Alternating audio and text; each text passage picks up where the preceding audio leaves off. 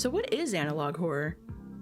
Analog horror is a subgenre of internet horror that takes the form of nostalgic media such as old VHS tapes, emergency broadcasts, or outdated technology, but with an unsettling twist. Think grainy footage, distorted audio, and stuff that just feels like you were never meant to see. The term was coined with Local 58 back in 2017, but it really took off around 2020, with series like The Mandela Catalog, Gemini Home Entertainment, and The Walton Files. And it blew up all over YouTube, making analog horror a prominent part of online horror culture. What makes analog horror especially unsettling is its use of ambiguity and implication.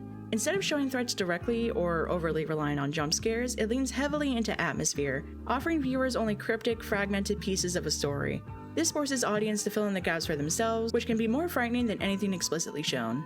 Another layer of fear comes from the nostalgia factor. Many viewers grew up with the technology that analog horror imitates, so the aesthetic feels eerily familiar. This familiarity makes the horror feel closer to home, as if it could have happened in their own childhood. And yeah, it got a bit overdone after a while, but honestly, there's still so much cool stuff happening in the genre, you just have to know where to look. In essence, analog horror brings terror into mundane, familiar settings, leaving you with the feeling of dread long after the segment ends. What are your thoughts on analog horror? Feel free to let me know.